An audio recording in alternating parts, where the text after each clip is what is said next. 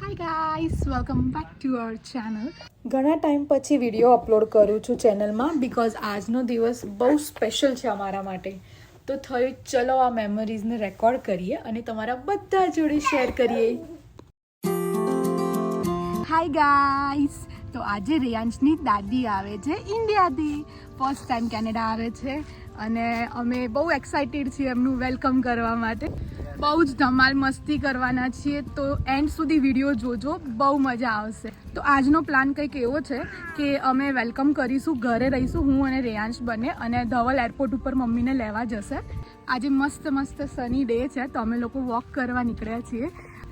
હમણાં તમને ડેકોરેશન ને બધું ઘરે જઈને બતાવું. મસ્ત એવું ઘર ડેકોર કર્યું છે અને મમ્મી અને મામા અને બધા આવશે ત્યારે એમનું વેલકમ કરીશું અને પછી પાર્ટી કરીશું. મસ્ત મસ્ત જમવાનું બનાવ્યું છે. આપણે આગળ વાત કરીએ એ પહેલાં આજનું વેધર જોઈ લો.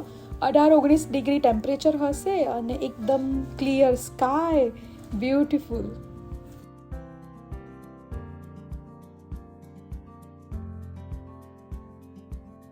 કેનેડામાં રહેવાનો એક મોટો ફાયદો એ છે કે અહીંયાની એર બહુ ક્લીન છે. ક્વોલિટી ઇન્ડેક્સ 1 બતાવે છે આજની. એનો મતલબ કે અહીંયા પોલ્યુશન નાના બરાબર છે.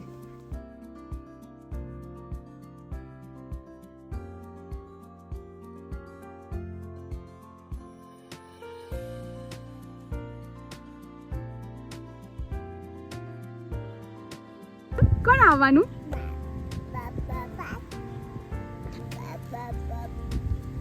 આજે તો રેયાંશ પણ બા મંડી પડે છે. એને ખબર છે કે આજે બા આવવાના છે. બસ ચાલતા ચાલતા ઘરે પહોંચી ગયા છીએ. ચલો ઘરે જઈએ. આજે તો બહુ કામ બાકી છે. ગ્રાસ કટિંગ કરવાનું છે, લંચ બનાવવાનો છે.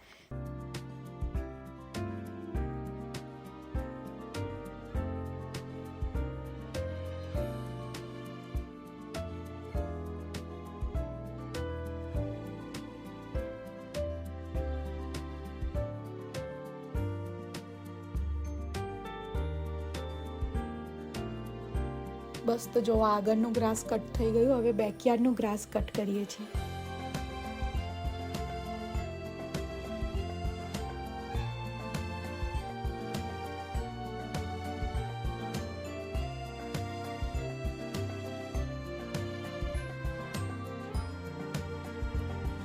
ફાઇનલી કામ પતી ગયું. ચલો તમને હવે ઘરનું ડેકોરેશન પણ બતાવી દઉં.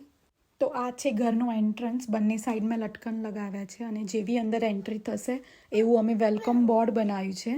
સો આ બોર્ડની પણ એક સ્ટોરી છે. લાસ્ટ યર જ અમે ઘર બાય કર્યું તો ઘરનું નામ અમારા મમ્મીના નામ ઉપરથી અમે પાડ્યું છે.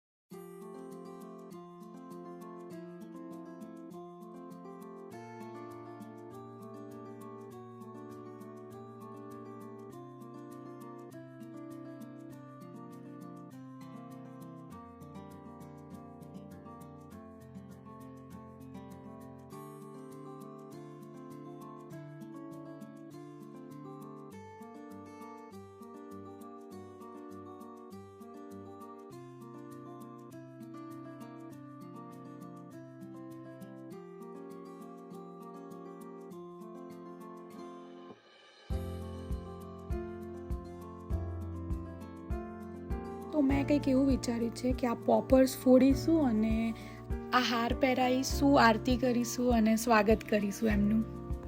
હાય ગાઈસ, ફાઇનલી એ ટાઈમ આવી ગયો છે. બસ એ લોકો 10 મિનિટ જ દૂર છે અને આપણી સાથે અત્યારે જોઈન થયા છે પાર્થ અને સૃષ્ટિ. અહીંયા કેક પણ રેડી છે, વેલકમ સાઇન પણ રેડી છે અને રેયાંશ પણ વેઇટ કરે છે દાદીનો. તો બસ હવે વેઇટ કરીએ. એ લોકો 10 મિનિટમાં ઘરે પહોંચતા જ હશે.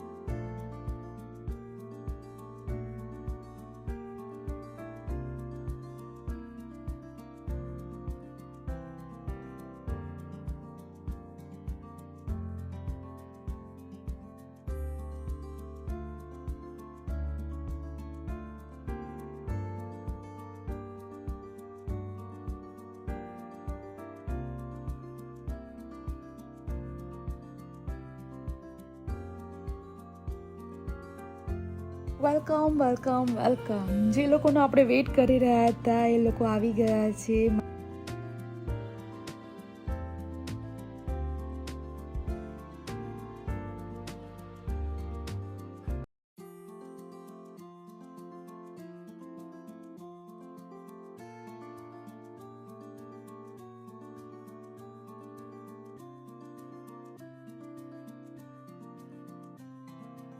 ઘરમાં એન્ટર થઈ ગયા છે બધા. ચાલો હવે કેક કટિંગ કરીએ.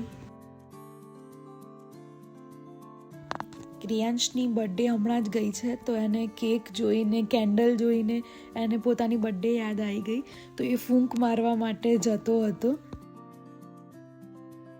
બહુ ટ્રાય કર્યો મેં રોકવાનો, પણ એ જીદ કરીને કેન્ડલ ફૂંકવા માટે જ જતો હતો.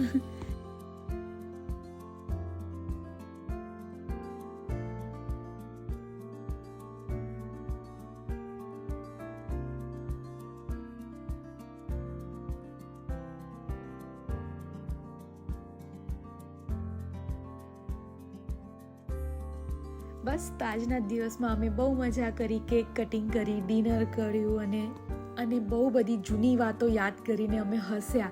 પણ અનફોર્ચ્યુનેટલી એ બધું હું રેકોર્ડ ના કરી શકી.